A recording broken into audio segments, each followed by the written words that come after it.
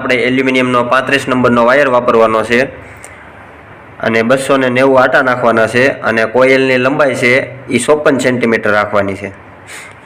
હવે આપણે એક બાજુ મેં જો આ રીતે કોટન ટેપ લગાવી દીધી છે।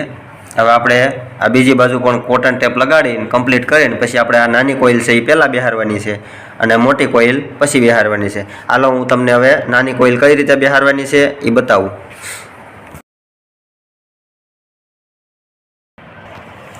જો મિત્રો તો હું પહેલાં હવે સ્ટાર્ટિંગની કોઇલ તમને કઈ રીતે બેહારવાની છે એ બતાવું।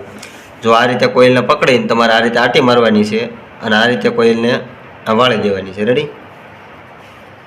જો હજી એકવાર તમને બતાવી દઉં ખોલીને કઈ રીતે આટી મારવાની। આ રીતે આટી મારવાની છે કોઇલને, આટી મારીને આ રીતે વચ્ચેથી વાળવાની છે કોઇલને। રેડી? અને બે બાજુ એક આ બાજુ અને એક આ બાજુ આ તાર રે એ રીતે તમારે કોઇલને પકડી લેવાની છે। હવે એ રીતે આપણે બેહારવાની છે આ કોઇલને।